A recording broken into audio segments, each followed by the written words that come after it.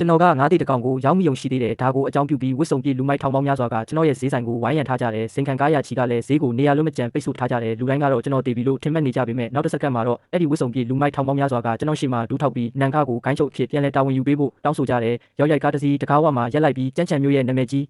လူမိုက်ကောင်းဆောင်ကကျွန်တော်အတွက်ကားတကားဖွင့်ပေးကဂိုင်းကိုပြန်လဲဦးစီးပေးဖို့ဖိတ်ခေါ်တယ်ဒါပေမဲ့ကျွန်တော်ကခေါင်းခါပြီးသူတို့ကိုပြန်သွားဖို့ပြောလိုက်တယ်၃နှစ်ကလေးကဂေါချီနဲ့ဆိုတဲ့လူဟာတည်သွားခဲ့ပြီးအခုဆိုရင်လူမိုက်လောကကကိစ္စတွေနဲ့ကျွန်တော်နဲ့ဘာမှမဆိုင်တော့ဘူးလွန်ခဲ့တဲ့3နှစ်တုန်းကနန်ချန်မြို့မှာကျွန်တော်တယောက်ထဲဓာတ်တစ်ချောင်းနဲ့လူတစ်ထောင်ကိုရင်ဆိုင်ပြီးတွေးချောင်းစီအောင်လုပ်ခဲ့တဲ့အတွက်ဂေါချီနဲ့ဆိုတဲ့နာမည်ကလူမိုက်လောကမှာမုံမုံခဲ့တယ်ကျွန်တော်ရီစားကကိုဝင်ရှိနေပြီလို့ပြောလာတဲ့အချိန်ကြာမှသာကျွန်တော်ဟာဓာတ်ကိုစွန့်ပြီးလူမိုက်လောကကနေအနားယူခဲ့တာပါဒါပေမဲ့ကျွန်တော်လုံးဝမမျှော်လင့်ထားတာကကျွန်တော်ရီစားဟာတာမန်မင်းကလေးမဟုတ်ပဲကျန်းကုန်းကုမ္ပဏီအုပ်စုရဲ့တမီးရင်းဖြစ်နေတာပါသူမကိုဝင်ရှိနေတယ်ဆိုတာသိတဲ့အခါသူမရဲ့မိခင်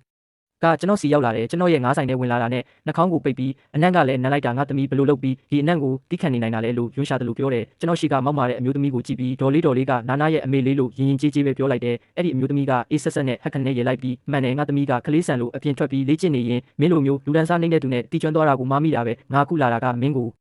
ုတတိပေးဖို့ပဲနောက်ဆိုငါသမီးရှိကိုထပ်မပေါ်လာနဲ့သူ့ပိုက်ထဲကကလေးနဲ့လည်းမင်းနဲ့ဘာမှမဆိုင်တော့ဘူးကြားလာလို့ပြောတယ်ကျွန်တော်မျက်နှာချက်ချင်းတင်းသွားတဲ့စိတ်ထဲမှာနာနာရဲ့ပုံရိပ်တွေပေါ်လာတယ်ချီနန်ရင်နောက်ဆိုလူမိုက်လောကထဲမဝင်ပါနဲ့တော့လားငါတို့ပဲတည်ငြိမ်အေးချမ်းအောင်နေကြရအောင်နာနာအကြောင်းတွေးမိတိုင်းကျွန်တော်ရင်ထဲမှာနှွေးထွေးသွားတယ်နာနာအတွက်နဲ့ပဲကျွန်တော်လက်ဆေးပြီးလူမိုက်လောကကနေအပြီးပိုင်းနှုတ်ထွက်ခဲ့တာပါဘိုင်းဟောင်းအုပ်စုရဲ့အကြီးကဲနေရာကိုကျွန်တော်အတွက်ပဲခြံထားပေးမယ်ဆိုရင်တော့ကျွန်တော်ပြန်မသွားဖို့ဆုံးဖြတ်ထားပြီးသားပါကျွန်တော်ကအဲ့ဒီအမျိုးသမီးကိုကြည့်ပြီးဒေါ်လေးကြွအနော်ကနာနာကိုစိတ်ရင်းနဲ့ချစ်တာပါနောက်ဆိုကျွန်တော်တို့အဆင်ပြေအောင်နေသွားမှာပါလို့ပြောလိုက်တယ်အဲ့ဒီမျိုးသမီးကကျွန်တော်ရဲ့ငါးတောင်းကိုခြေနဲ့ကန်ချလိုက်တယ်ငါးတွေပြန်ကျဲကုန်ပြီးရေတွေကကျွန်တော်မျက်နှာပေါ်ဆင်းကုန်တယ်သူမကတောင်းပြောင်တယ်လို့နဲ့ငါသမီးနဲ့အတူနေမယ်ဟုတ်လားမင်းကဘာကောင်းမို့လို့လဲမင်းပါနဲ့များငါသမီးကိုပျော်ရွှင်အောင်လုပ်ပေးနိုင်မှာမို့လို့လဲလို့ပြောတယ်ဒီလိုမျိုးမင်းလိုပဲအနက်နံပြီးအတုံးမကျတဲ့ငါးပုံငါးခက်တွေနဲ့လားလို့သူမကမေးလိုက်တယ်ကျွန်တော်လက်သီးကိုချစ်ပါအောင်စုပ်လိုက်မိပြီးမျက်လုံးထဲမှာဒေါသအငွေ့သက်တွေတောက်လောင်လာပေမဲ့နာနာရဲ့အပြုံးကိုသတိရလိုက်တဲ့အခါဒေါသတွေကိုပြန်ထိန်းချုပ်လိုက်ရတယ်ကျွန်တော်ပြုံးလျက်နဲ့ပဲဒေါ်လေးကျွန်တော်ကိုယ့်လက်ယုံရင်နဲ့ကိုရှာစားတာပါနာနာကိုတာယာအေးချမ်းတဲ့ဘဝမျိုးပေးနိုင်မှာတေချာပါတယ်တက်ဖြတ်ရတဲ့ဘဝတွေကိုကျွန်တော်ယုံမုန်းနေပါပြီနာနာလိုချင်တာကဒီလိုတည်ငြိမ်တဲ့ဘဝမျိုးပါလို့ပြန်ပြောလိုက်တ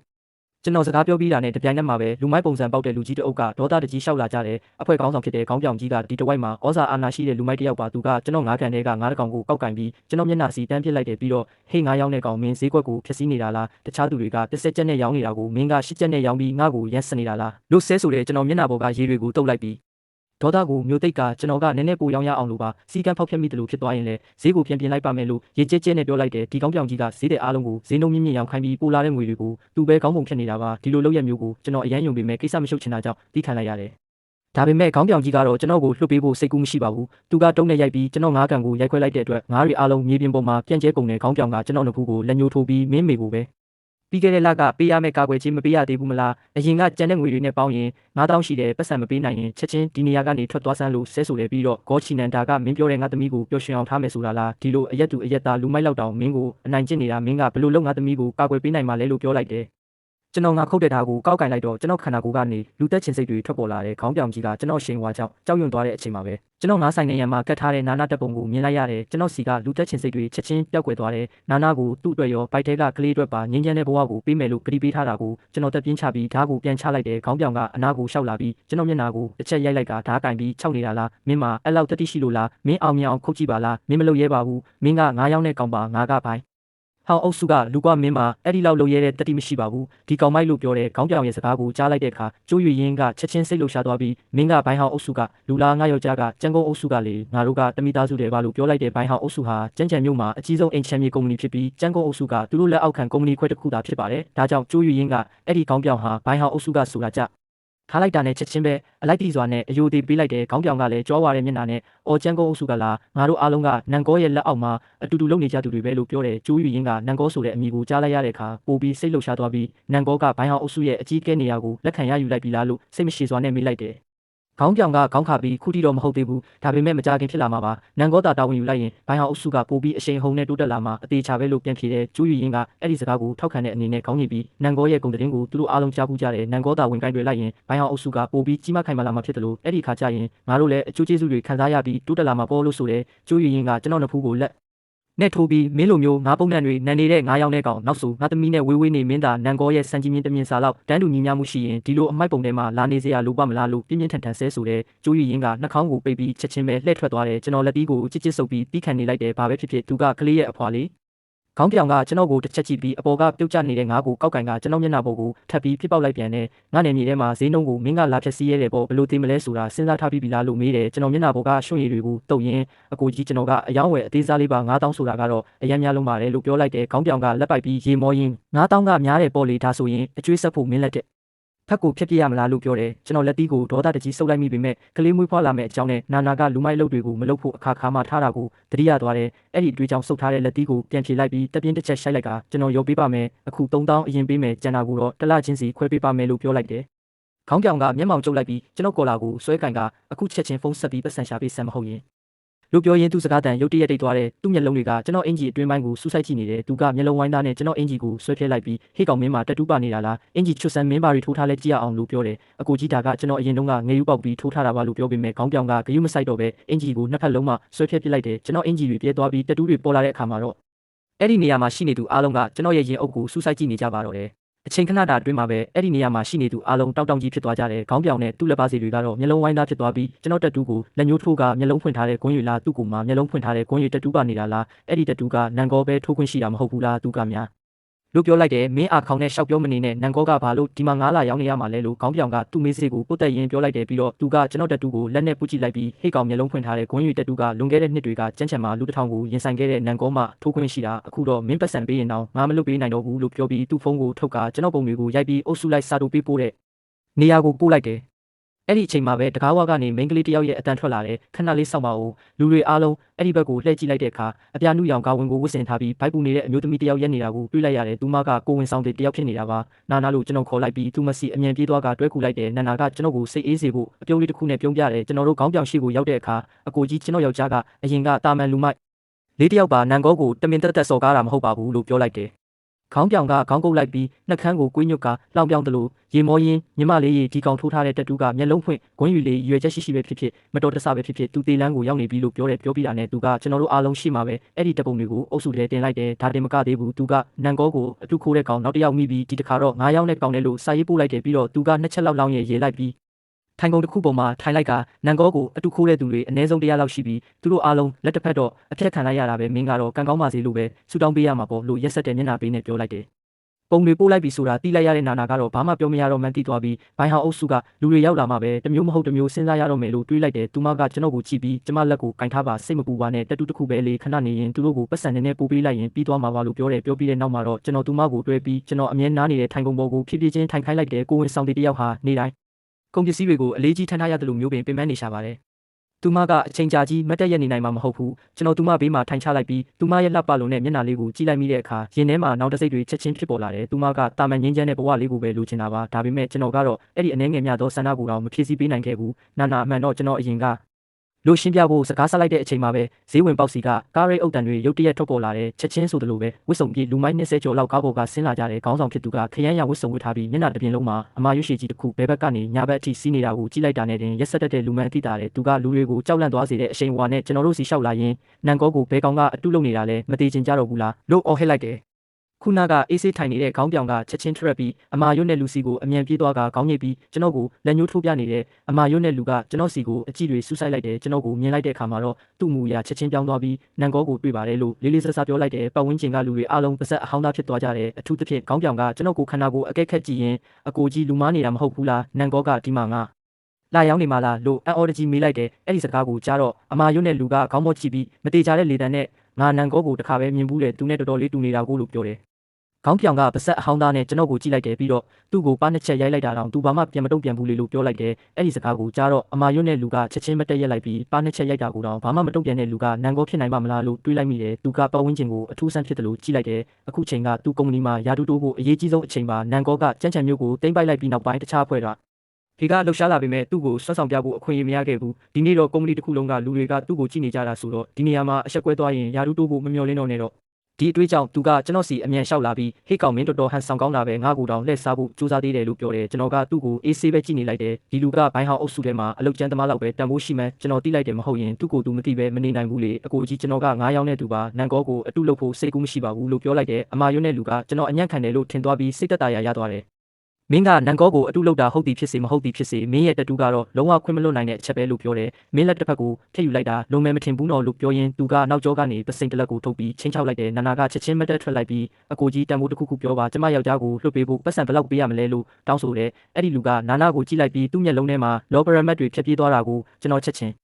းသတိထားမိလိုက်တယ်ဒါပေမဲ့နာနာစကားကိုနားထောင်ပြီးအခြေအနေရမဆုံးရှုံးခင်အထိလက်မပါဘူးဆုံးဖြတ်ထားတာကြောင့်ကျွန်တော်ငြိမ်နေလိုက်တယ်အမာရွတ်နဲ့လူကစဉ်းစားဟန်ပြုပြီးမင်းယောက်ျားကိစ္စကပတ်စံနဲ့ဖြေရှင်းလို့ရမယ့်ကိစ္စမဟုတ်ဘူးမင်းပတ်စံတန်းတရားပေးရင်တော့ငါမယူရဲဘူးလို့ပြောလိုက်တယ်အဲ့ဒီစကားကြောင့်ကျွန်တော်ရင်ထဲမှာမကောင်းတဲ့အာယုံတစ်ခုရလာတယ်နာနာလည်းစိုးရိမ်တကြီးနဲ့ဘာဖြစ်လို့လဲလို့လှမ်းမိလိုက်တယ်သူကနာနာကိုတားကောင်ကိုကြည့်တယ်လို့စူးစူးရဲရဲကြည့်ရင်မင်းသာကိုတဘောနဲ့ကိုငါနဲ့တ냐အိတ်ပေးမယ်ဆိုရင်တော့မင်းယောက်ျားကိုငါကယ်ပေးမှာပေါ့ဘလို့လဲလို့ပြောလိုက်တယ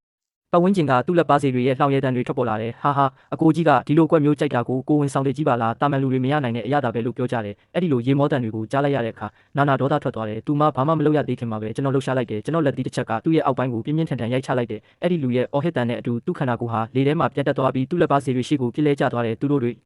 သတိပြန်ဝင်လာပြီးခါးကြားကလက်နက်တွေကိုထုတ်ကကျွန်တော်စီအော်ဟစ်ပြီးပြေးဝင်လာကြတယ်ဒါပေမဲ့သူတို့ရဲ့လှုပ်ရှားမှုတွေကကျွန်တော်မျက်စိထဲမှာတော့အုံနောက်ချိုရင်းနေတဲ့လူနာတွေလိုပဲဖြစ်နေတယ်ကျွန်တော်လူအုပ်ထဲမှာလှင်းမြန်စွာလှုပ်ရှားလိုက်ပြီး10မိနစ်အတွင်းမှာပဲလူ20ကျော်မြေပြင်ပေါ်မှာလူလိတ်အော်ဟစ်နေကြတယ်တချို့ကမျက်နှာကိုဖိထားတချို့ကလက်မောင်းကိုဖိထားကြတယ်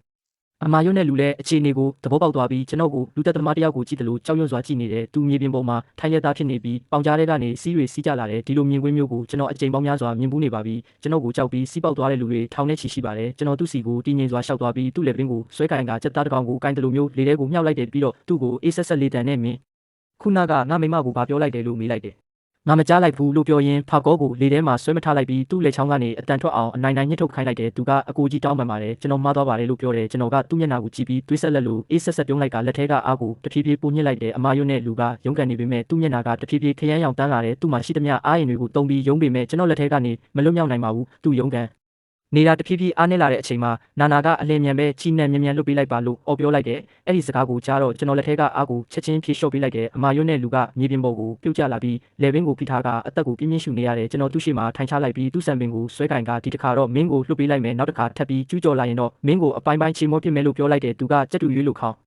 ကိုအဆက်မပြတ်ငိမ့်ပြပြီးအသက်ကိုခက်ခက်ခဲခဲရှူရင်းမလုပ်ရဲတော့ပါဘူးနောက်တစ်ခါလုံးဝမလုပ်ရဲတော့ပါဘူးလို့အော်ပြောတယ်ဒီအချိန်မှာတော့ဘေးနားကခေါင်းပြောင်ကရင်ဘက်ကိုဖိထားရင်းလက်ပါစီတွေရဲ့အကူအညီနဲ့ထပ်လာတယ်ကျွန်တော်သူ့ကိုကြည့်လိုက်ပေမဲ့ဘာမှမပြောရသေးခင်မှာပဲဈေးဝင်ပေါက်စီကကားပရိတ်အုပ်တန်တွေထွက်ပေါ်လာပြန်တဲ့ချက်ချင်းဆိုသလိုပဲဝစ်စုံပြည့်လူမိုက်တွေအစီဆင်းလာပြီးဈေးထဲကိုဝင်လာကြတယ်လူပေါင်းထောင်ချီရှိပြီးနေရာအနှံ့ပိတ်ဆို့သွားတယ်ဟိတ်ကောင်အခုတော့မင်းဒုက္ခရောက်ပြီလို့ပြောတန်ကြားလိုက်ရတယ်ကျွန်တော်နာနာဘေးကိုအမြန်ပြန်သွားပြီးသူမကိုနောက်ကနေအကာအကွယ်ပေးထားလိုက်တဲ့ဈေးဝင်းတွေကကားတဲ့စီးပေါ်ကနေအလဲလက်ရွယ်လူတယောက်ထွက်လာတာကိုကျွန်တော်စိုက်ကြည့်နေမိတယ်သူကလူတွေကြားထဲကနေတိုးထွက်လာပြီးလူမိုက်တွေအားလုံးရဲ့ရှေ့ဆုံးကိုရောက်တဲ့အခါရုတ်တရက်ဒူးတစ်ဖက်ထောက်လိုက်ပြီးနန်ကောကိုအယိုသေးပေးပါတယ်လို့အော်ပြောလိုက်တယ်အဲ့ဒီနောက်မှာတော့လူမိုက်ထောင်ပေါင်းများစွာကလည်းတပြိုင်နက်တည်းဒူးထောက်ပြီးအကိုကြီးကိုအယိုသေးပေးပါတယ်လို့အော်ဟစ်လိုက်ကြတယ်အမာရွတ်နဲ့လူနဲ့ခေါင်းပြောင်တို့နှစ်ယောက်လုံးဒီမြင်ကွင်းကိုကြည့်ပြီးကြောင်တောင်တောင်ဖြစ်သွားကြတယ်ခုနကကျွန်တော်ကိုဒုက္ခပေးဖို့ကြိုးစားခဲ့ပေမဲ့အခုတော့သူတို့နှစ်ယောက်လုံးအဆက်ကွဲပြီးဘာမှမပြောနိုင်တော့ပါဘူးသူတို့ကိုကျွန်တော်ဂယုမဆိုင်တော့ပဲနောက်လဲကြည့်လိုက်တော့နာနာကလည်းကျွန်တော်ကိုမယုံနိုင်စရာမျက်လုံးတွေနဲ့ကြည့်နေတာကိုတွေ့ရတယ်ကျွန်တော်သူမရဲ့ပါးလေးကိုပုတ်တက်ပေးပြီးပြုံးပြလိုက်ကအဲ့ဒီအလဲလက်အရွယ်လူစီကိုလှည့်ထွက်သွားလိုက်တယ်သူရှိရောက်တော့သူကကျွန်တော်ကိုလေးစားတဲ့အကြည့်တွေနဲ့ကြည့်နေတယ်ကျွန်တော်သူ့ကိုဆွဲထုတ်ပေးလိုက်ပြီးဝစ်စုံပြည့်လူမိုက်တွေကိုအားလုံးပဲထားကြပါလို့ပြောလိုက်တယ်ရှေ့မှာရက်နေတဲ့လူအုပ်ကိုဘာမှမပြောတော့ပဲကျွန်တော်ရဲ့ငါးဆိုင်စီကိုဖြည်းဖြည်းချင်းပြတန်လျှောက်သွားတယ်မြေပြင်ပေါ်မှာပြန့်ကျဲနေတဲ့ငါးတွေကိုကုန်းကောက်ရင်မင်းတို့တွေငါ့ကိုလာရှာစရာမလိုတော့ဘူးငါမိမကိုဂတိပေးထားတဲ့အတိုင်းလူမိုက်လောကတွေကအရှုပ်ရှင်းတွေထဲမှာငါလုံးဝပါဝင်တော့မှာမဟုတ်ဘူးလို့ပြောလိုက်တယ်ပီတာကသူ့အကြည့်တွေကိုနာနာစီဖြည်းဖြည်းချင်းရွှေ့လိုက်တယ်နာနာရဲ့ပူပေါင်းနေတဲ့ဘိုက်ကိုကြည့်ပြီးနောက်သူကတက်ပြင်းတစ်ချက်ရှိုက်လိုက်ပြီးနန်ကောရီဥက္ကဋ္ဌကြီးရဲ့ယောဂဟောင်းကမနေ့ကပြန်ထလာတယ်ဒီတစ်ခါတော့သူခံနိုင်ပါမလားမသိတော့ဘူးလို့ပြောတယ်ငါးဆိုင်ကိုတိတ်နေတဲ့ကျွန်တော်လက်တွေရက်တန့်သွားပြီးစိတ်မဝင်စားဟန်ဆောင်ကဆရာဝန်တွေပါပြောတယ်လို့မေးလိုက်တယ်အဲ့ဒီအလဲလက်ရွယ်လူကြီးရဲ့ခက်ထန်တဲ့မျက်နှာပေါ်မှာစိုးရိမ်ပူပန်မှုတွေဖုံးလွှမ်းသွားပြီးဆရာဝန်တွေကတော့ဒီတစ်ခါတော့အဖိုးကြီးရဲ့ကံကြမ္မာပေါ်မှာပဲမူတည်တော့တယ်လို့ပြောတယ်ဒါပေမဲ့အဖိုးကြီးတတိယနေချိန်မှာနောက်ဆုံးမှာခဲ့တဲ့စကားကကျွန်တော်ကိုမင်းစီလာရှာခိုင်းတာပါလို့ပြန်ဖြေတယ်အဲ့ဒီစကားကိုကြားတော့ကျွန်တော်ခဏတာတိတ်ဆိတ်သွားတယ်လက်ထဲကငါးတွေကိုချလိုက်ပြီးနာနာရှိကိုဖြည်းဖြည်းချင်းရှောက်သွားကသူမကိုမကြည့်ရဲပဲခေါင်းငုံပြီးနာနာကျွန်တော်လို့ပြောဖို့ပြင်လိုက်တဲ့အချိန်မှာပဲနာနာရဲ့အတန်ကိုကြားလိုက်ရတယ်တွားလိုက်ပါလို့သူမပြောလိုက်တဲ့အခါကျွန်တော်မယုံနိုင်စွာနဲ့သူမကိုမောကြည့်မိတယ်သူမကကျွန်တော်ကိုပြုံးပြီးကြည့်နေတာပါနာနာကအရင်ကထက်အေးဆေးတည်ငြိမ်သွားပြီးကျွန်တော်ကတာမန်လူမိုက်လေးတယောက်ထပ်ပို့တယ်ဆိုတာသူမသိနေပြီလေသူမကပြုံးပြီးရှင်သူ့ကိုဂယုဆိုင်နေမှန်းကျွန်မသိပါတယ်တွားကြည့်လိုက်ပါပြီးရင်အိမ်ကိုစောစောပြန်ခဲ့ပါလို့ပြောတယ်သူမကကျွန်တော်ပါကိုပုတ်တက်ပေးပြီးချိုးသားစွာပြုံးပြတယ် လီတကအဲ့ဒီမြင်ကွင်းကိုမြင်တဲ့အခါသူ့လူတွေဖြစ်တဲ့ရှောင်းဝမ်နဲ့ရှောင်းဟူကိုခေါ်ပြီးအမျိုးသမီးကိုအိမ်ကိုဂယုတဆိုင်နဲ့လိုက်ဖို့ပေးကြတခုခုဖြစ်လို့လုံးဝမဖြစ်စေရဘူးလို့မှားလိုက်တဲ့ရှောင်းဝမ်နဲ့ရှောင်းဟူတို့ကခေါင်းညိပြီးနောက်ကိုလိုက်သွားကြတယ်လီတကကျွန်တော်ကိုကြည့်ပြီးနန်ကောဒီလူတွေကိုဘယ်လိုစီရင်ရမလဲလို့မေးတယ်သူကတူးထောင်နေတဲ့ခေါင်းပြောင်နဲ့တခြားသူတွေကိုလက်ညှိုးထိုးပြတယ်ကျွန်တော်ကသူတို့ကိုတစ်ချက်တောင်မကြည့်ပဲမင်းတို့သဘောအတိုင်းစီရင်လိုက်ကြတော့လို့ပြဟော်ဘီတကားဝမှာရက်ထားတဲ့ကားစီကိုရှောက်သွားလိုက်တယ်လီဒက်ကခေါင်းပြောင်လို့အုပ်စုကိုကြည့်ပြီးအေးဆက်ဆက်လေးတန်နဲ့သူတို့ရဲ့လက်နဲ့ခြေထောက်တွေကိုဖျက်ပစ်လိုက်ပြီးရင်ကြမ်းကြမ်းမျိုးတွေကနေနှင်ထုတ်လိုက်လို့အမိန်ပေးလိုက်တယ်ခေါင်းပြောင်နဲ့သူ့လူတွေကကြားလိုက်တာနဲ့အော်ဟစ်ငိုယိုကြပြီးမလုပါနဲ့အကိုကြီးတောင်းပန်ပါတယ်အကိုကြီးလို့တောင်းပန်ကြတယ်လီဒက်ကလောင်ပြောင်းတယ်လို့ရေမော်ရင်တောင်းပန်လဲအလကားပဲမင်းတို့မှာမျက်လုံးပါလျက်နဲ့နန်ကောကိုသွားပြီးရန်စမိတာလေးလို့ပြောလိုက်တယ်သူလက်ကပြလိုက်တာနဲ့ဝစ်စုံပြေလူမိုက်တွေကခေါင်းပြောင်တို့ကိုဖိနှိပ်လိုက်ကြတယ်ကျွန်တော်ကားနားရောက်တဲ့အခါလက်ပါစီတယောက်ကကျွန်တော်အတွက်ကားတကားကိုလေးလေးစားစားဖွင့်ပေးတယ်ကျွန်တော်ဝတ်ထားတဲ့အင်ဂျီလက်စွပ်ကိုချွတ်ပြီးမြေပြင်ပေါ်ပစ်ချလိုက်တယ်နောက်ကနေခေါင်းပြောင်တို့ရဲ့အော်ဟစ်တန်တွေထွက်လာပြီးမြဲကျွန်တော်ဂယုမဆိုင်ဖဲကားထဲကိုဝင်ထိုင်လိုက်တယ်ခဏကြာမှလီတကကားစီအမြန်ပြေးလာပြီးရှေ့ခုံမှာဝင်ထိုင်ကအားလုံးအဆင်ပြေပါတယ်နန်ကောလို့ပြောတယ်ကျွန်တော်ကခေါင်းညှိပြလိုက်တယ်လီတာကရင်မောင်းကိုကားမောင်းအဖိုးကြီးစီသွားမယ်လို့အမိန့်ပေးလိုက်တယ်သူကကြွဟန်တော်ပြန်တွေးသွားမှကြောက်နေပုံရတဲ့ကားပေါ်မှာလီတကကြမ်းချမ်းမျိုးမှာလွန်ခဲ့တဲ့3နှစ်အတွင်းဖြစ်ပျက်ခဲ့တာတွေကိုအဆက်မပြတ်ပြောပြနေတယ်လွန်ခဲ့တဲ့3နှစ်ကကျွန်တော်တယောက်တည်းလူတစ်ထောင်ကိုရင်ဆိုင်တက်ခိုက်ပြီးနောက်ပိုင်းကြမ်းချမ်းမျိုးရဲ့မြေအောက်လောကအင်အားစုတွေအားလုံးလုံးဝအတန်တိတ်သွားခဲ့ရတာပါဘသူမှဘိုင်းဟောင်းအုပ်စုရဲ့နေမြေမှာအနိုင်ကျင့်ဖို့မရဲကြတော့ဘူးဘိုင်းဟောင်းအုပ်စုကလည်းတလအတွင်းမှာပဲကြမ်းချမ်းမျိုးရဲ့မြေအောက်စီးပွားရေးလုပ်ငန်းအားလုံးကိုမြန်ဆန်စွာသိမ်းပိုက်လိုက်နိုင်ခဲ့တယ်ဒါပေမဲ့ကျွန်တော်နှုတ်ထွက်သွားပြီးဆိုတဲ့သတင်းထွက်လာတဲ့အချိန်မှာတော့ငြိမ်သက်သွားခဲ့တဲ့မြေအောက်အင်အားစုတွေကပြန်ပြီးလှုပ်ရှားလာကြပြန်တယ်အထူးသဖြင့်လွန်ခဲ့တဲ့6လအတွင်းဘိုင်းဟောင်းအုပ်စုရဲ့စီးပွားရေးလုပ်ငန်း30%လောက်ကိုသိမ်းပိုက်ခံလိုက်ရတဲ့အဖိုးကြီးရဲ့ကျန်းမာရေးကလည်းတနေ့ထပ်တနေ့ဆိုးရွားလာတဲ့အတွက်အခုဆိုရင်အခြေအနေကိုထိမ့်သိမ့်ဖို့လူတယောက်အရေးတကြီးလိုအပ်နေတာပါမဟုတ်ရင်တော့ကြမ်းချမ်းမျိုးရဲ့အခြေအနေကပြောင်းလဲသွားတော့မှာပါကျွန်တော်ရောက်ရိုက်ကားရဲ့နောက်ခုံမှာထိုင်နေပြီးလီတကမှန်ပြင်ကနေကျွန်တော်အမူအရာကိုဂယုတစိုက်ကြည့်နေတယ်လီတကညီကိုတွေအားလုံးကအကိုကြီးကိုလွမ်းနေကြတာပါအကိုကြီးမှမဟုတ်ရင်မထိနိုင်တဲ့နေရာတွေအများကြီးရှိတယ်လို့ပြောတယ်ကျွန်တော်ဘာမှပြန်မပြောဘဲငါးခုံရင်ရထားတဲ့ဓာတ်ရတွေနဲ့အနာဟောင်းတွေကိုကြည့်လိုက်တယ်ကျွန်တော်လက်တွေကအရင်ကဓာတ်ကိုကင်ခဲ့ပေမဲ့အခုတော့ငါးခုတ်တဲ့ဓာတ်ကိုပဲကင်တော့တာပါနာနာရဲ့အိမ်ကိုစောစောပြန်ခဲ့ပါဆိုတဲ့စကားကိုတတိယလိုက်တယ်ကျွန်တော်မျက်လုံးကိုမိတ်ပြီးကောင်းမိလိုက်ကကားကိုအမြန်မောင်းပါကျွန်တော်ဇနီးကအိမ်မှာစောင့်နေတယ်လို့ပြောလိုက်တယ်ကားကကျန်းချံမျိုးရဲ့ပုတ်ကလိကစေးုံထဲကိုဝင်သွားတယ်တိတ်ဆိတ်နေတဲ့ VIP လမ်းကြောင်းကိုဖြတ်ပြီးနောက်ပိုးသက်စေအနှံ့တွေကနှာခေါင်းကိုရန်ဆက်နေတယ်လို့ပဲစင်ကြံလန်းရဲ့အဆုံးမှာရှိတဲ့အခန်းဝမှာဘိုင်းဟောင်းအုပ်စုရဲ့အသက်ကြီးဆုံးနဲ့အဓိကကျတဲ့လူတွေစောင့်နေကြတယ်သူတို့ကကျွန်တော်ကိုမြင်လိုက်တဲ့အခါစိတ်လှုပ်ရှားပြီးခါကိုမက်လိုက်ကြတယ်နန်ကောလို့အတန်တိုးတိုးနဲ့ခေါ်လိုက်ကြတယ်ကျွန်တော်ခေါင်းညိပြလိုက်တယ်လီတကအခန်းတကားကိုတွန်းဖွင့်လိုက်တယ်အခန်းထဲမှာစေးပစ္စည်းတွေရဲ့အတန်တွေသာကျအားနေရပြီးမီးရောင်ကအလုံးမိန်နေတဲ့ကတင်ပေါ်မှာလဲလျောင်းနေတဲ့စပင်ဖြူဖြူနဲ့အဖိုးကြီးကတစ်ချိန်ကကြမ်းချမ်းမျိုးရဲ့မြေအောက်လောကကိုအုပ်စိုးခဲ့သူပါဒါပေမဲ့အခုတော့အယိုးပေါ်အရေးတင်ဖြစ်နေရှာပါပြီသူ့မျက်နှာမှာအောက်ဆီဂျင်ဘူးတက်ထားပြီးလက်မောင်းမှာဆေးထိုးထားတဲ့အပေါက်တွေနဲ့အသက်အရွယ်ကြောင့်ဖြစ်တဲ့အဆက်ပြောက်တွေကိုမြင်နေရတယ်ကျွန်တော်ကတင်လာသွားပြီးအဖိုးကြီးရဲ့အေးဆက်နေတဲ့လက်ကိုစုပ်ကင်လိုက်ကအဖိုးကြီးကျွန်တော်ရောက်လာပါပြီလို့အတန်တိုးတိုးနဲ့ပြောလိုက်တယ်အဲ့ဒီအချိန်မှာပဲအဖိုးကြီးရဲ့မျက်ခွန်တွေအနှဲငယ်လှုပ်ရှားသွားတယ်ဆရာဝန်ကချက်ချင်းစစ်ဆေးလိုက်ပြီးတုတ်ပြန်မှုရှိတယ်သူ့ရဲ့စိတ်လှုပ်ရှားမှုလိုင်းတွေမြင့်တက်လာတယ်လို့ပြောတယ်လီတို့အားလုံးအသက်ရှူမှသွားကြတယ်ကျွန်တော်အဖိုးကြီးရဲ့လက်ကိုပိုတင်းကျပ်အောင်စုပ်ကင်လိုက်ပြီးအဖိုးကြီးကျွန်တော်ပါဂေါချီနံပါလို့ပြောလိုက်တယ်စက္ကန့်အနှဲငယ်ကြာပြီးနောက်မှာတော့အောက်ဆီဂျင်ဘူးနောက်ကနေအဖိုးကြီးရဲ့နှာခမ်းတွေခက်ခက်ခဲခဲလှုပ်ရှားလာတယ်ကျွန်တော်နားကိုအနားကပ်လိုက်တဲ့အခါမင်းရောက်လာပြီဆိုတော့ငါစိတ်ချလက်ချနဲ့သွားနိုင်ပြီလို့အဖိုးကြီးခက်ခက်ခဲခဲပြောလိုက်တာကိုကြားလိုက်ရတယ်ကျွန်တော်ခေါင်းခါလိုက်ပြီးအဖိုးကြီးကျွန်တော်ကလူမိုက်လောကကနေနှုတ်ထွက်ပြီးသားပါလူသက်ရန်ဖြစ်ရတဲ့အလုပ်တွေကိုနောက်ထပ်မပါဝင်ကျင်တော့ဘူးလို့ပြောလိုက်တယ်အဖိုးကြီးကကျင်နာတဲ့မျက်လုံးတွေနဲ့ကြည့်ရင်ဘိုင်းဟောင်းအုပ်စုဟာငါအတွက်တင်မဟုတ်ဘူးမင်းရဲ့ချွေးနှင်းစာတွေနဲ့တိဆောက်ထားတာပါငါမှအချိန်မရှိတော့ဘူးမင်းအနေနဲ့ဒီအုပ်စုကိုဆက်ခံပြီးအောက်ကညီကိုတွေကိုအားကိုးရဖြစ်စေရမယ်လို့ပြောပြီးနောက်သူ၏လက်ကပြုတ်ကျသွားခဲ့တယ်ကျွန်တော်တပြင်းတစ်ချက်ရှိုက်လိုက်မိတယ်မျက်လုံးထဲမှာရှုပ်ထွေးတဲ့ခံစားချက်တွေဖြစ်ပေါ်လာတယ်အဖိုးကြီးတည်ဆုံသွားခြင်းကအလုရှုပ်စရာကိစ္စအလုံးကိုကျွန်တော်စီအနံ့သွားခဲ့တာပါသူကကျွန်တော်ကောင်မှာကျေးဇူးတရားတွေအများကြီးရှိခဲ့တာမို့သူ့ရဲ့နောက်ဆုံးဆန္ဒကိုညှင်းပယ်လိုက်ရင်ကျွန်တော်စိတ်ထဲမှာကိုခွင့်မလွတ်နိုင်မှာပါကျွန်တော်ကပတ်စံကိုမက်မောတာမဟုတ်ပဲအတူတူတေးတူရှင်မကွာတိုက်ပွဲဝင်ခဲ့ကြတဲ့ညီကိုတွေကိုမစွန့်ပစ်နိုင်တာပါသူတို့တွေအစင်မပြေဖြစ်နေတာကိုထိုင်ကြည့်နေမယ်ဆိုရင်အဖိုးကြီးလည်းစိတ်အေးချမ်းစွာနဲ့မတော့အားနိုင်တယ်လို့ကျွန်တော်လည်းကိုခွင့်မလွတ်နိုင်ပါဘူးစေယုံခန်းထဲကထွက်လာတဲ့အခါမှာတော့ကျွန်တော်ရင်ထဲမှာအလေးကြီးထမ်းထားရတယ်လို့ခံစားလိုက်ရတယ်အဖိုးကြီးဆုံးပါသွားပြီလို့ပြောလိုက်တဲ့အခါတကားဝမှာရှိနေသူအားလုံးအန်အော်ဒကြီးနဲ့မေးမောသွားကြတယ်လီတကချက်ချင်းတူးထောက်လိုက်ပြီးနန်ကောကိုဂိုင်းချုပ်အဖြစ်ပြန်လဲတာဝန်ယူပေးဖို့တောင်းဆိုပါတယ်လို့အော်ဟစ်လိုက်တယ်အဲ့ဒီနောက်မှာတော့လူအားလုံးတူးထောက်ပြီးနန်ကောကိုဂိုင်းချုပ်အဖြစ်ပြန်လဲတာဝန်ယူပေးဖို့တောင်းဆိုပါတယ်လို့တညီတညွတ်တဲ့အော်ဟစ်ကြတယ်ကျွန်တော်တပြင်းတစ်ချက်ရှိုက်လိုက်ပြီးငါကဂုံပုတ်တွေကိုမက်မောတာမဟုတ်ဘူးအာနာကိုလည်းမလိုချင်ဘူးငါညီကိုတွေအဆင်ပြေဖို့ငါမိမနဲ့ကလေးတွေကောင်းကောင်းမွန်မွန်နေနိုင်ဖို့ပဲလိုတာလို့အေးဆေးပဲပြောလိုက်တယ်လီတကကျွန်တော်ကိုမျှော်လင့်ချက်တွေနဲ့ကြည့်နေတယ်သူကကျွန်တော်ကိုအမြဲတမ်းပြန်လာစေချင်တာပါဘာလို့လဲဆိုတော့သူတေခန်ဒီအချိန်မှာသူ့ကိုကယ်တင်ခဲ့တာကျွန်တော်ပဲကိုနန်ကောကျွန်တော်တို့မှာအကိုကြီးမရှိရင်မဖြစ်ပါဘူးလို့ပြောတယ်ကျွန်တော်လီတွေကိုကြည့်ပြီးငါပြန်လာပါမယ်ဒါပေမဲ့နောက်ဆိုရင်ဘိုင်းဟောင်းအုပ်စုအနေနဲ့မတမာတဲ့အလုပ်တွေကိုလုံးဝမလုပ်ရဘူးငါတို့တွေတရားဝင်စီးပွားရေးပဲလုပ်မယ်အကယ်၍ခိုးဝက်တာမျိုးမတမာတာမျိုးလုပ်တာတွေ့ရင်ဘိုင်းဟောင်းအုပ်စုကနေချက်ချင်းထုတ်ပြစ်မယ်လို့ပြောလိုက်တယ်လီတကဝမ်းသာလုံးလို့မျက်ရည်တွေကျလာတယ်အတူတူတိုက်ပွဲဝင်ခဲ့ကြတဲ့ညီကိုတွေအားလုံးကလည်းနန်ကောပြောတဲ့အတိုင်းပဲလုပ်ပါမယ်လို့ဝမ်းသာအားရပြောကြတယ်၃ရက်ကြာမှာတော့ပြန်ရှင်လုံးမှာနန်ကောကိုကြိုးစိုးပွဲကျင်းပဖို့စီစဉ်လိုက်ကြတယ် အဖိုးကြီးဆုံးပါသွားတဲ့အတွက်လီဒါကိုခိုင်းပြီးကြီးကျယ်ခမ်းနားတဲ့ဇာပနာကိုကျင်းပပေးလိုက်တယ်ဒီအချိန်မှာကျွန်တော်မှတခြားရွေးချယ်စရာမရှိတော့မှန်းသိလိုက်တယ်ဘိုင်းဟောင်းအုပ်စုကိုဦးစီးရမှာဖြစ်ပေမဲ့ကျွန်တော်ရဲ့ကိုချင်းတရားကိုစန့်ကျင်တဲ့အလုပ်တွေကိုတော့လုံးဝလုံးမှာမဟုတ်ဘူးအဲ့ဒီနောက်မှာတော့ကျွန်တော်ကို3 ရက် 3 ညတိုင်ခန်းထဲမှာပိတ်လောင်ပြီးစဉ်းစားကန်းဝင်နေလိုက်တော့တယ်နောက်ဆုံးတော့လဲလက်တွေ့ဘဝကိုရင်ဆိုင်ဖို့ဆုံးဖြတ်လိုက်ရတဲ့တချို့ကိစ္စတွေကရှောင်လွှဲလို့မရဘူးကျွန်တော်ကိုဘောကမျက်လုံးဖွင့်ဂွမ်းရည်တဲ့တူကိုထိုးပြီးကလေးကနောက်ပြန်လှည့်စရာလမ်းမရှိတော့တာအမှန်ပဲ3 ရက်ကြာပြီးနောက်နာနာစီကဖုံးဝင်လာတယ်ရှင်ဘလို့ပဲဆုံးဖြတ်ပါစေကျမကတော့ရှင်နဲ့အတူအမြဲရှိနေမှာပါလို့သူမပြောလိုက်တဲ့စကားကကျွန်တော်ကိုအတိုင်းမသိဝမ်းသာသွားစေတယ်နာနာကိုကျွန်တော်ဘယ်လောက်တောင်အကျွေးတင်နေလဲဆိုတာကျွန်တော်သိပါတယ်ကျေးဇူးတင်ပါတယ်နာနာနောက်ဆိုရင်ရှဒီနေ့ကလေးကိုဘယ်တော့မှစိတ်ပူစရာမဖြစ်စေရဘူးလို့ပြောလိုက်တယ်။ကျမရှင်ကိုယုံပါတယ်ရှင်ကတခါမှကျမကိုမလိမ်ခဲ့ဘူးလေလို့နာနာရဲ့စိတ်အေးချမ်းစေတဲ့အတန်လေးကထွက်ပေါ်လာတယ်ဟုတ်ပြီ။ဒီညတော့ကျမအဖေရဲ့မွေးနေ့လေကျမရဲ့အကိုဝမ်းကွဲအိမ်တော်ဖက်ကတန်ရှင်လုံးမှာပါတီပွဲလုပ်ထားတယ်။ကျမသူတို့ကိုအမှန်အတိုင်းပြောပြလိုက်တော့မယ်ရှင်ကိုပဲချစ်တာမို့ရှင်နဲ့ပဲလက်ထပ်မယ်ဆိုတာကိုပေါ့လို့ပြောတယ်။ကျွန်တော်လည်းကောင်းပါပြီကျွန်တော်လာခဲ့ပါမယ်လို့ပြန်ဖြေလိုက်တယ်ဖုန်းချလိုက်ပြီးနောက်ရင်ထဲမှာခန်းစားချက်တွေဝေဝါးနေတဲ့နာနာကကျွန်တော်ပေါ်အလုံးကောင်းလုံးတာကြောင့်သူမကိုဘယ်တော့မှစိတ်မပြတ်စေရပါဘူးနာနာအဖေကပကြီးကားတွေကိုကြိုက်မှန်းကျွန်တော်သိတာကြောင့်လီဒါကိုတန်ဖိုးတန်းနှစ်ဆက်ရှိတဲ့ကျမ်းမှန်ကျောင်းရဲ့ဝါနဲ့ကြောက်တုံးပကြီးကားတစ်ချက်ကိုရှာခိုင်းလိုက်တယ်ညနေကျတော့ပကြီးကားကိုကင်ပြီးတန်ရှင်လော့ကိုသွားလိုက်တယ်ကံမကောင်းစွာနဲ့ပဲလီလိုစီစဉ်ပေးထားတဲ့ကျွန်တော်ရဲ့ဂိုင်းချုပ်ပြန်လဲတာဝန်ယူပွဲကလည်းတန်ရှင်လော့မှာပဲလုပ်နေတာကိုသိလိုက်ရတယ်ကျွန်တော်9 ယောက်လုံးကစီးတဲ့လျှက်စစ်ဆိုင်ကလေးနဲ့ပဲပွဲကိုသွားလိုက်တဲ့ရောက်တော့နာနာကတကားဝမှာစောင့်နေပြီးကျွန်တော်ကိုမြင်တာနဲ့ပျော်ရွှင်စွာလက်ပြနေတဲ့ဆိုင်ကယ်ကိုရက်လိုက်တာနဲ့အနီရောင်ကားတစ်စီးကကျွန်တော်ဆိုင်ကယ်ကိုဝင်တိုက်သွားတယ်လှည့်ကြည့်လိုက်တော့နာနာအကိုဝမ်းကွဲအိမ်အောင်ဖက်လေးဟောက်ကြီးဖြစ်နေတယ်ကျွန်တော်မျက်နှာကချက်ချင်းတင်းသွားတယ်ဒီကောင်ကရန်ရှားဖို့ပဲရည်ရွယ်တာတေချာတယ်လေးဟောက်ကြီးကကားပေါ်ကဆင်းလာပြီးသူ့ကားကိုတစ်ချက်ကြီးကလှောင်ပြောင်းတယ်လို့နဲ့မင်းရဲ့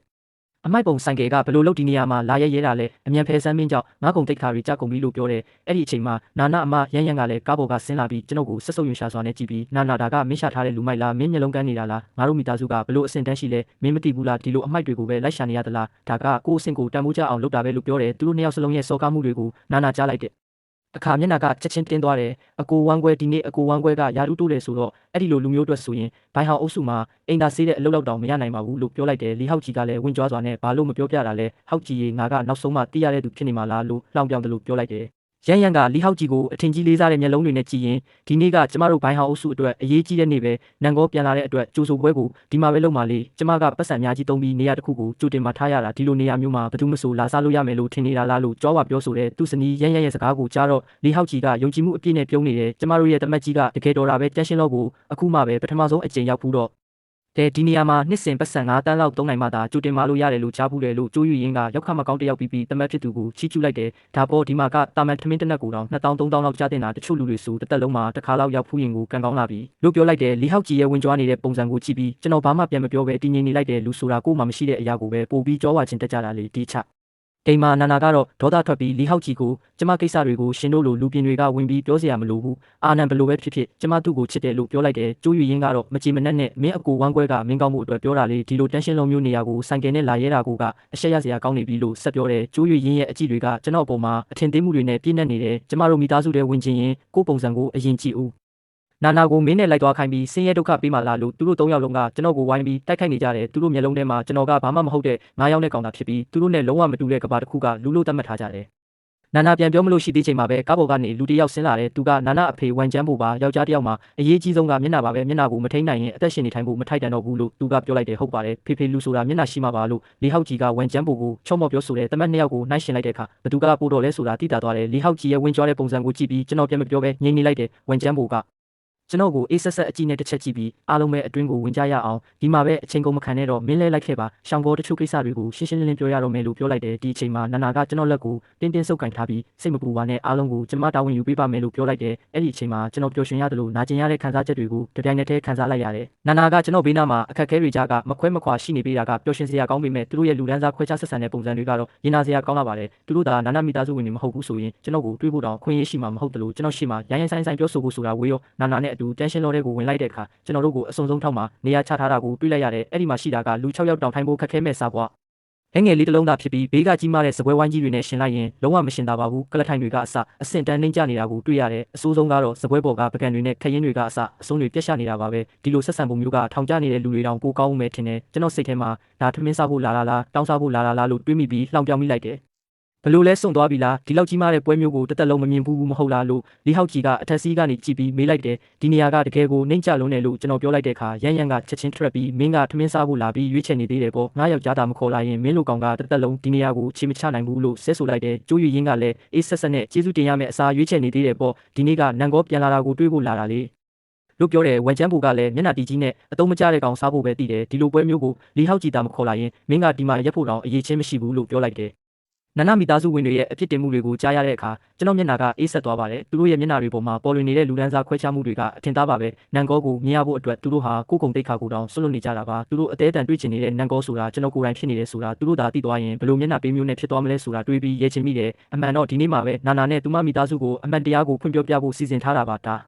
ါပေမဲ့သူတို့တွေရဲ့ဒီလောက်ရုပ်ဆိုးကြည့်တန်တဲ့ပုံစံတွေကိုမြင်လိုက်ရတော့မင်းတို့ဒီမှာမနေချင်ဘူးဆိုရင်အခုချက်ချင်းထွက်သွားကြလို့ပြောလိုက်ချင်းစိတ်ပေါက်သွားမိတယ်နန်ကောကိုငါတော့တစ်ခါမှမမြင်ဘူးသေးဘူးဒါကဘဝမှာအကြီးမားဆုံးကံကြမ္မာပဲလို့လီဟောက်ကြီးကခါထောက်ပြီးအလွန်မင်းဝင်ကြွားစွာပြောလိုက်တယ်ကျွန်တော်ကတော့နန်ကောလည်းလူပဲလေဘာတွေများထူးဆန်းလို့လဲလို့အေးအေးဆေးဆေးပဲပြန်ပြောလိုက်တယ်လီဟောက်ကြီးကချက်ချင်းပဲပါဇက်ပိတ်ထားလိုက်စမ်းဒီနေ့ကဖေးဖေးမွေးနေမှုလို့သာငါတဲ့ခွန်ပြောလိုက်ရင်မင်းဒီနေရာမှာတင်တရားလိမ့်မယ်လို့ချင်းချောက်တယ်သူ့ရဲ့ယူသွတ်နေတဲ့ပုံစံကိုကြည့်ပြီးကျွန်တော်ဆက်ဆုပ်ယူရှာမိတယ်အားလုံးပဲအတန်တိုးတိုးလောက်ကြဆန်းဆူညံနေတာဘာပုံစံပေါက်နေလဲလို့အဝတ်စားတောက်တောက်ပြောင်ပြောင်နဲ့အလဲလက်အရွယ်အမျိုးသားတစ်ယောက်ကလီဟောက်ကြီးကိုဒေါသတကြီးကြည့်ပြီးပြောလိုက်တယ်ဒီနေ့ကနန်ကောပြန်လာတဲ့အရေးကြီးတဲ့နေ့အားလုံးအတန်တိုးတိုးလောက်ကြမင်းတို့ကနန်ကောကိုတွေးဖို့တောင်အရေးချင်းမရှိသေးတာငါ့ကိုအပြင်းထုတ်ခိုင်းမနေနဲ့လို့ပြောလိုက်တော့လီဟောက်ကြီးကခေါင်းငိမ့်ပြီးအပြုံးလေးနဲ့ပြန်ဖြေတယ်ဟောက်ကြီးကြောင့်အဆူခံရတော့မလို့ဖြစ်သွားပြီလို့ကျိုးရွရင်းကပြောတယ်ဒီနေ့သူတို့မိသားစုတစ်ခုလုံးဂုံယူဝင်ကြွားစွာနဲ့လာခဲ့ကြတာနန်ကောကိုတွေးဖို့ဆိုတာကြီးမားတဲ့ကံကောင်းမှုတစ်ခုပါအဲ့ဒါကိုကျွန်တော်ကြောင့်ပျက်စီးသွားမှစိုးရိမ်နေကြတာလေရန်ရန်ကလည်းကျွန်တော်ကိုဆက်ဆုပ်ရင်ရှာစွာနဲ့ကြည့်ပြီးနာနာအခုမြင်ပြီးပြီမလားတချို့လူတွေကဘလောက်ပဲစူးစမ်းပါစေဒီလိုနေရာမျိုးကိုမရောက်နိုင်ဘူးလို့ပြောတယ်မိသားစုဝင်တွေရဲ့တိုက်ခိုက်မှုတွေကြောင့်နာနာမျက်နှာပိုပြီးတင်းမာလာတဲ့သူမကကျွန်တော်လက်ကိုဆွဲပြီးထွက်သွားဖို့ပြင်လိုက်ပေမဲ့ကျွန်တော်ကသူမကိုပြန်ဆွဲထားလိုက်တယ်နာနာဒီနေ့ကဦးလေးရဲ့မွေးနေ့လေးလို့ပြောလိုက်တော့နာနာကခဏလောက်တိုးဆုံနေပြီးမှပြန်ထိုင်လိုက်တယ်ဘာရီဟန်ဆောင်နေတာလဲတကယ်သားဆွမ်းဆောင်နိုင်ရင်အခုချက်ချင်းပြန်သွားလေနန်ကောကိုတွေ့ချင်နေတာကိုဘာမှမသိတယ်လို့နဲ့ဟန်ဆောင်နေတာတကယ်ကိုဖားရလွန်းတယ်လို့ရန်ရန်ကအထင်သေးစွာပြောတယ်သူတို့မျိုးလုံးထဲမှာတော့ကျွန်တော်ဒီမှာဆက်နေတာကနန်ကောကိုတွေးချင်လို့ပဲဖြစ်နေတာပါတကယ်ကိုရေးစရာကောင်းလိုက်တာနာနာအတွက်နဲ့ပဲကျွန်တော်တီးခံပြီးငြိမ်နေလိုက်တယ်ဒါကဖေဖေအတွက်ကျွန်တော်ဝယ်လာတဲ့ရွှေနာရီပါတသိန်းတန်ပါတယ်လို့လီဟောက်ကြီးကပြောလိုက်တယ်ရွှေနာရီကိုထုတ်ပြလိုက်တဲ့အခါဝန်ချမ်းဘူရဲ့မျက်နှာပေါ်မှာအပြုံးတွေပေါ်လာပြီးရွှေနာရီကိုဝမ်းသာအားရလက်ခံလိုက်တယ်ကျိုးရွရင်းကလည်းသူတို့ရဲ့တမက်ကြီးကတကယ်တော်တယ်လို့တောက်လျှောက်ချီးကျူးနေတော့တယ်ရွှေနာရီတစ်လုံးကိုတန်ဖိုးတသိန်းနဲ့ပေါ့တန်လက်ဆောင်ပေးလိုက်တာဟာငွေကြေးချမ်းသာတဲ့လူငယ်တစ်ယောက်ရဲ့ပုံစံမျိုးပါပဲဒီလိုသမက်မျိုးကိုရှာဖို့ဆိုတာတကယ်ကိုခက်ခဲပါတယ်နာနာရဲ့မျက်နှာမူအရာကလည်းပြောင်းလဲသွားတယ်သူမကကျွန်တော်လက်ကိုတင်းတင်းဆုပ်ကန်ရင်စိတ်မကောင်းဖြစ်နေပုံရတယ်လူမွဲဆိုရင်ရီမန်းချက်နှိမ့်တက်တယ်ဆိုတဲ့စကားကတကယ်ပဲမှန်ကန်နေပါတယ်သူတို့မိသားစု၄ယောက်ကပျော်ပျော်ပါးပါးနဲ့ဖြစ်နေပေမဲ့ကျွန်တော်ကတော့အပြင်လူတစ်ယောက်လိုခံစားနေရတယ်နာနာတကယ်ပဲစိတ်မကောင်းဖြစ်နေမှာကိုကျွန်တော်သိတယ်စစ်မှန်တဲ့ချစ်ချင်းမြတ်တာတစ်ခုကမိဘတွေရဲ့ထောက်ခံမှုကိုမရဘူးဆိုရင်ဘယ်တော့ပဲချစ်မြတ်လို့ပါစေနောက်ဆုံးမှာတော့ဝမ်းနဲ့စရာတွေနဲ့ပဲအဆုံးသက်သွားတတ်တာပါသူမလည်းမိဘတွေရဲ့ကောင်းချီးကိုလိုချင်မှအသေးချပါပဲခေါ်ချီနန်မင်းပါလက်ဆောင်ယူလာတာလဲငါအဖေကိုကြည်ခိုင်းရအောင်လို့ရန်ရန်ကကျွန်တော်ကိုအဆက်ခွဲဖို့အသင့်ပြင်ထားပြီးရေမောပြောဆိုတယ်ထုံးမပြနိုင်ရင်လည်းမရှိဘူးလို့ပြောလိုက်ပါငါတို့မင်းကိုအပြစ်မတင်ပါဘူးမင်းလိုငါးယောက်နဲ့ကောင်မဘလောက်များပတ်စံရှိမှာမို့လို့လဲလို့ပြောတယ်ဒီလူတွေရဲ့ရုပ်ပြက်စင်ပြက်ပြုမှုနေတာကိုကြည့်ပြီးကျွန်တော်ဆက်ဆုပ်မိတယ်နာနာအတွက်တာမဟုတ်ရင်သူတို့ကိုအမိုက်ပုံနဲ့ရောက်သွားအောင်ကန်ထုတ်ပစ်လိုက်ချင်ပြီးနာနာကသူ့မလက်ထဲကပကြီးကားလေးကိုကောက်ကင်ပြီးဖေဖေဒါကအာနန်ယူလာပေးတဲ့ပကြီးကားပါဖေဖေသဘောအကျဆုံးဝါနဲ့ကြောက်တုံးပကြီးကားလေးလို့ပြောလိုက်တယ်ဝန်ချမ်းဘူကအေးဆက်ဆက်နဲ့ငါသဘောကျတာကကျမ်းမှန်ကျောင်းရဲ့ပကြီးကားပဲလို့ပြောတယ်နာနာပကြီးကားကိုဖြန့်ကြည့်လိုက်တဲ့အခါဖေဖေဒါကကျမ်းမှန်ကျောင်းရဲ့ပကြီးပါပဲလို့ပြောလိုက်တယ်လေးဟောက်ကြီးကပေါင်ကိုရိုက်ပြီးရေရလိုက်တာဗျာကျမ်းမှန်ကျောင်းရဲ့ပကြီးကားဆိုတာအရက်သူအရက်သားတောင်တန်မိုးကြီးမှန်းသိတယ်သူ့မိသားစုတစ်သက်လုံးရောင်းစားရင်တောင်မဝယ်နိုင်တဲ့ရတနာများကိုပါလို့လှောင်ပြောင်နဲ့ကျိုးရွရင်းကဒေါသအကြီးနဲ့နာနာလက်ထဲကပကြီးကားကိုဆွဲယူပြီးမြေပြင်ပေါ်ပစ်ချကနင်းချလိုက်တယ်ကျမ်းမှန်ကျောင်းရဲ့ပကြီးကားတစ်ချက်ဆိုတာတန်းပေါင်းများစွာတန်တဲ့မင်းသားကိုလမ်းဘေးမှာပဲဝယ်လာတာဖြစ်ရမယ်လို့ဆဲဆိုတယ်မေမေပါလို့ဒီလိုလုပ်တာလဲဒါကအာနန်ရဲ့စေတနာပါလို့နာနာကပကြီးကားကိုကောက်ပြီးပြန်တုံနေရင်မျက်ရည်တွေဝဲလာတယ်သူမရဲ့မိဘတွေကပကြီးကားကိုနင်းချလိုက်တာဟာကျွန်တော်ဘော်ဒီမကပဲသူတို့ရဲ့တမီးဖြစ်သူကိုပါစော်ကားလိုက်တာပါပဲကျွန်တော်ရင်ထဲမှာမခံမရက်နိုင်ဖြစ်သွားတယ်တောင်းပန်ပါတယ်နာနာရှင်ကိုရအောင်ကျွန်တော်မလုပ်သင့်ခဲ့ဘူးလို့ပြောပြီးနာနာကိုဖတ်ထားလိုက်တယ်ဦးလေးဒီပကြီးကားကကျမ်းမှန်ကျောင်းရဲ့ဝါနဲ့ကြောက်တုံးပကြီးကားတကယ်ပါလို့ကျွန်တော်ပြောလိုက်ပေမဲ့လီဟောက်ကြီးကကျွန်တော်လက်ထဲကပကြီးကားကိုလူယူပြီးမြေပြင်ပေါ်မှာဆွဲဖြက်ပစ်လိုက်တယ်မင်းတို့ငါးယောက်နာများပြီးယူနေပြီလားဒီလိုတန်းနဲ့ချီတန်းတဲ့ပကြီးကားကိုမင်းဝယ်နိုင်မယ်ဆိုရင်ငါအခုချက်ချင်းအညစ်အကြေးတွေစားပြမယ်လို့လီဟောက်ကြီးကကျွန်တော်နှာခေါင်းကိုလက်ညှိုးထိုးပြီးရိုင်းဆိုင်စွာဆဲဆိုလိုက်တယ်လီဟောက်ကြီးရှင်လွန်လွန်းနေပြီလို့နာနာကမျက်ရည်ဝဲလျက်နဲ့ပြောလိုက်တယ်သူမကကျွန်တော်အတွက်စိတ်မကောင်းဖြစ်နေပေမဲ့သူမမိသားစုရဲ့ထက်ခါစော်ကားမှုတွေကြားမှာလည်းကျွန်တော်ဘေးမှာပဲမခွဲမခွာရှိနေပေးပါတယ်ဒီအချိန်မှာပဲတရုတ်ရိုးရာအင်ဂျီဝစ်ဆင်ထားတဲ့မုတ်စိတ်ဖြူအဖိုးအိုတယောက်ကမြေပြင်ပေါ်မှာဆွဲဖြက်ခံထားရတဲ့ပကြီးကားကိုကောက်ယူလိုက်ပြီးလက်တွေတုံရီစွာနဲ့ဒါကျမ်းမှန်ကျောင်းရဲ့ဝါနဲ့ကြောက်တုံးပကြီးကားပါလားဘသူဖြတ်အစီလိုက်တာလဲတကယ်ကိုပြစ်ကြီးလာကြီးရဲ့လို့အော်ပြောလိုက်တယ်အဖိုးအိုကပေါင်ကိုရိုက်ပြီးမျက်ရည်တောင်ကျလာတယ်တော်လာကြီးရဲ့ဂေါချီနန်ရီမင်းကတရုတ်ဆောင်တွေကိုတောင်ငှားနိုင်နေပြီပေါ့အဖိုးကြီးသူမင်းကိုဘလောက်ပေးထားလို့လဲကျွန်တော်အဲ့ဒီထက်နှစ်ဆပေးမယ်လို့လီဟောက်ကြီးကဘေးကနေရေမောပြီးပြောလိုက်တယ်အဖိုးအိုကတော့ဒေါသထွက်လွန်းလို့မျက်လုံးတောင်ပြန်လန်တော့မတက်ဖြစ်နေတယ်ရှေးဟောင်းပစ္စည်းတွေကိုတကယ်ချင်းမြတ်နိုးတဲ့အမှုပညာရှင်တယောက်အတွက်တော့လီဟောက်ကြီးရဲ့လုပ်ရက်ကပစ္စည်းကောင်းကိုဖျက်ဆီးလိုက်တာပါပဲ အဖိုးကြီးအစဉ်ပြေရဲ့လားလို့မေးရင်ကျွန်တော်အဖိုးကိုတွဲလိုက်တယ်သူကကျွန်တော်ကိုကြည့်ပြီးဂေါချီနံမင်းတကယ်ပဲလားလို့မေးတယ်ကျွန်တော်ခေါင်းကြီးပြလိုက်တယ်သူကဘိုင်းဟောင်းအုပ်စုရဲ့အစုရှယ်ယာရှင်ဟောင်းရန်ဝမ်ချန်ဖြစ်ပြီးဒီနှစ်တွေအတွင်းအပြင်ကိစ္စတွေကိုစိတ်မဝင်စားတော့ပဲတမိုင်းဝင်ပစ္စည်းတွေကိုပဲသူဒေသနာပြုနေသူပါဒီတစ်ခါကျွန်တော်ဘိုင်းဟောင်းအုပ်စုကိုပြန်လဲဦးစီးလိုက်လို့သာသူထွက်လာခဲ့တာပါစိတ်ချပါအဖိုးရန်ဒီကိစ္စကိုကျွန်တော်ရှင်းလိုက်ပါမယ်လို့ပြောလိုက်တယ်မင်းကဘာကိုရှင်းမှလဲမင်းကဘာကောင်းမို့လို့လဲလို့လီဟောက်ကြီးကစော်ကားလိုက်တယ်နာနာကလီဟောက်ကြီးကိုတွန်းထုတ်လိုက်ပြီးလီဟောက်ကြီးရှင်ကလူယုံမှာပဲလို့ပြောလိုက်တယ်ကျိုးယူရင်းကလည်းနာနာသူကမင်းရဲ့အကိုဝမ်းကွဲလေမြ мян တောင်းပန်လိုက်စမ်းငါတို့ကတမိသားစုတွေပါလို့အော်ပြောတယ်လီဟောက်ကြီးကတော့ကိစ္စမရှိပါဘူးသူကကလေးလေးပဲလေကျွန်တော်မအပြစ်တင်ပါဘူးလို့မာနထောင်သွားစွာပြောလိုက်ပြီးကျွန်တော်ကိုစူးစိုက်ကြည့်ကမင်းကဝမ်းမိသားစုတွေဝင်ပြီးတားမှတ်ခံချင်တာမဟုတ်လားအခုချက်ချင်းငါပေါင်ကြားတဲ့ကဖျက်လျှောက်သွားရင်မင်းကိုငါညီကိုဝမ်းကွဲအဖြစ်လက်ခံပေးမယ်လို့ပြောလိုက်တယ်လီဟောက်ကြီးရဲ့မျက်လုံးတွေကကျွန်တော်ကိုဘာမှအဖက်မလုပ်တဲ့အမိုက်တဆလို့ကြည့်နေပါတယ်ဟောက်ကြီးပြောတာမှန်တယ်မင်းသာဒူးထောက်ပြီးဖျက်လျှောက်သွားရင်မင်းကိုငါတမက်အဖြစ်လက်ခံမယ်လို့ကြိုးယူရင်းကလှောင်ပြောင်ရင်မော်လိုက်တယ်ဒီအချိန်မှာသူတို့မိသားစုတစ်ခုလုံးကကျွန်တော်ကိုအရှက်ရအောင်လုပ်ဖို့ပဲစောင့်ကြည့်နေကြပါတော့တယ်ခင်ဗျားတို့ခံနိုင်ရရှိပါမလားလို့စိုးရိမ်မိတယ်ဒီနေ့ကဦးလေးရဲ့မွေးနေ့လေးခင်ဗျားတို့ဒီလိုမျိုးရှောက်လုပ်နေတာမကောင်းဘူးနော်လို့ကျွန်တော်ပြောလိုက်တယ်မင်း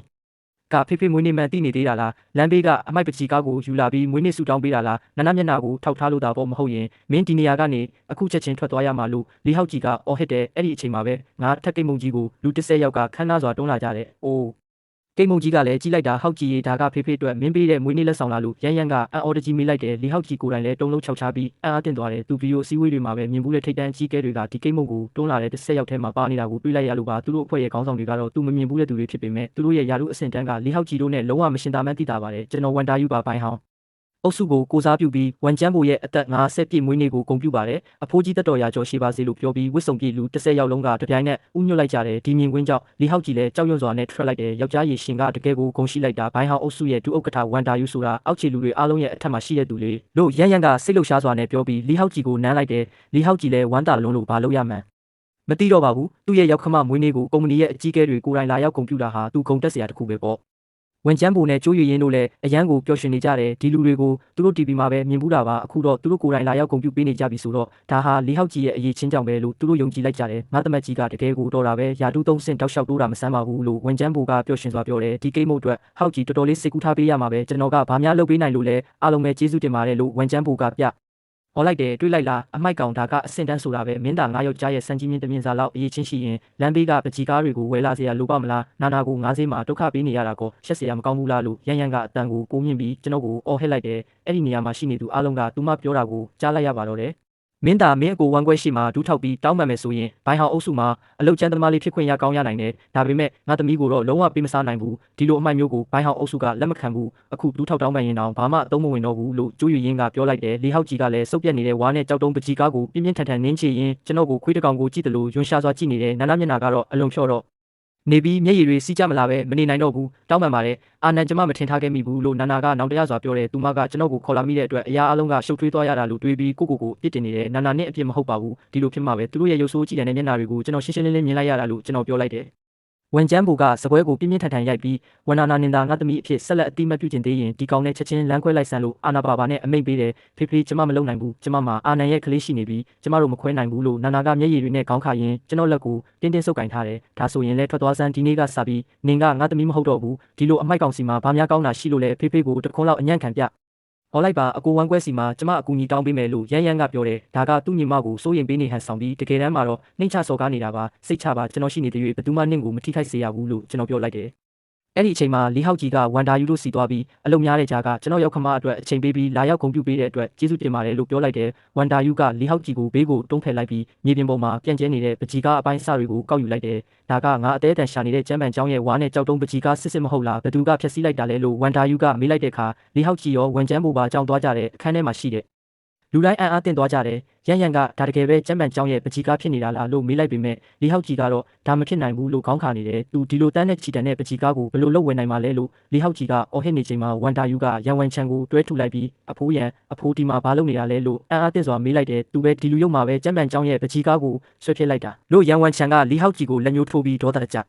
ြပြောလိုက်တယ်ဝန်တာယူဒေါသထွက်နေတာကိုမြင်တော့လီဟောက်ကြီးကြောက်လန့်သွားပြီးမဖြစ်နိုင်ဘူးဒါအတူပဲဒီကောင်9ယောက်နဲ့အမိုက်ကလမ်းဘေးကဝယ်လာတာလို့ကျွန်တော်ကိုလက်ညှိုးထိုးပြီးအော်ဟစ်တယ်ဝန်တာယူကလောင်ပြုံးပြီး9ယောက်နဲ့သူကအခုလိုတန်ဖိုး9သိန်းတန်တဲ့ကိန်းမုံကိုမနိုင်မယ်လို့ထင်နေတာလားတန်းနဲ့ချီတန်းတဲ့ပကြီးကားကိုရောပေးနိုင်မှာလားလို့ပြောပြီးလီဟောက်ကြီးကိုတစ်ချက်ပြင်းပြင်းထန်ထန်ရိုက်ချလိုက်တယ်လီဟောက်ကြီးလည်းခေါင်းတွေမူးဝေသွားပြီးအတန်တော်မထွက်နိုင်တော့ဘူးရန်ရန်ကကြောက်လန့်တကြားနဲ့ရှင်တို့ဘာလို့လူကိုရိုက်တာလဲလို့အော်တယ်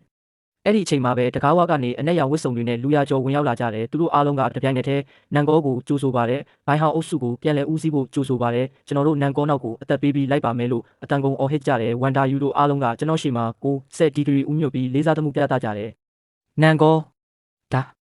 ဒါဘယ်လိုလုပ်ဖြစ်နိုင်မှာလဲလို့လီဟောက်ကြီးကထိတ်လန့်တကြားမေးလိုက်တယ်ကျွန်တော်ကဘိုင်းဟောင်းအုပ်စုရဲ့နံပါတ်1ခေါင်းဆောင်နန်ချန်ရဲ့အကူကြီးဖြစ်နေတာကိုဝန်ကျန်းပုံနဲ့ကျိုးရရင်တို့လည်းအားအသင်ပြီးဘာလို့ရမှန်းမသိတော့ပဲဟိုကြည့်ဒီကြီးဖြစ်နေကြတယ်သူတို့ရဲ့မျက်လုံးထဲမှာအမိုက်လိုသတ်မှတ်ထားတဲ့9ယောက်သူကဘိုင်းဟောင်းအုပ်စုရဲ့ဥက္ကဋ္ဌတကယ်နန်ချန်အကူကြီးဖြစ်နေတာကိုသူတို့အိမ်မက်ထဲမှာတော့မထင်ခဲ့မိဘူး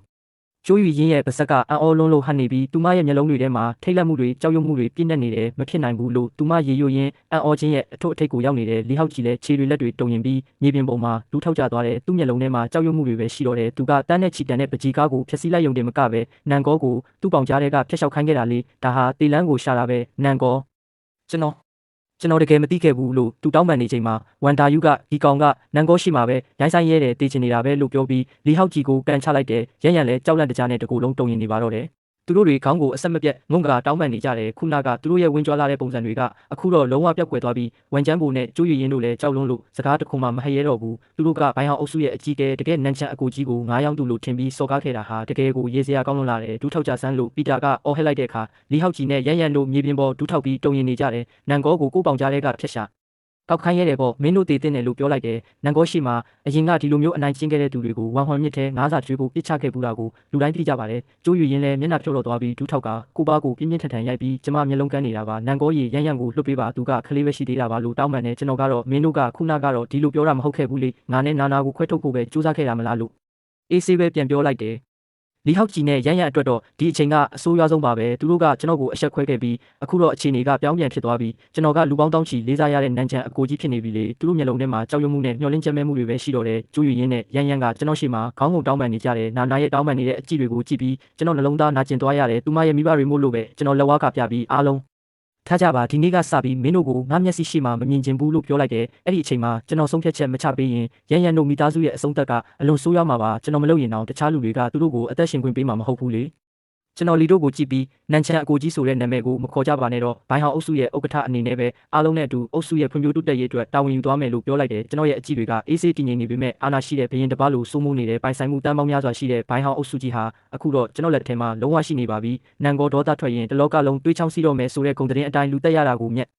တောင်မခတ်တဲ့သူလို့နာမည်ကြီးနေတဲ့ကျွန်တော်ဟာသူတို့အတွက်တော့တကယ်အိမ်မက်ဆိုးကြီးတစ်ခုဖြစ်လာခဲ့ပါပြီ။ဒါပေမဲ့နာနာရဲ့အကြည့်တွေကတော့အရင်တိုင်းပဲချစ်ချင်းမြတ်တာတွေနဲ့ပြည့်နေတော့မှသူမကကျွန်တော်ကိုအံ့ဩရိတ်တန်းတဲ့မျက်လုံးတွေနဲ့ကြည့်နေပြီးတစ်ချိန်တည်းမှာပဲစိတ်မကောင်းဖြစ်မှုတွေလည်းရှိနေပုံမှာပဲငါးယောင်ရင်းနဲ့အေးခဲတန်ရာတွေရခဲ့တဲ့ကျွန်တော်ရဲ့လက်တွေကိုသူမကြည့်ရင်ဘလို့ထားရမှန်းမသိဖြစ်နေရှာတယ်။အာနန်ရေရှင်ကတကယ်ပဲဒန်နာကြီးတဲကနန်ချန်အကိုကြီးဖြစ်နေတာလားလို့သူမ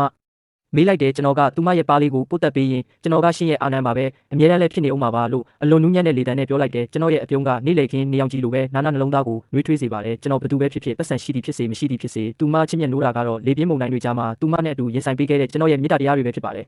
ပြီးသွားပါပြီဗျာအဆုံးထိကြည့်ရှုပေးလို့ကျေးဇူးပါနော်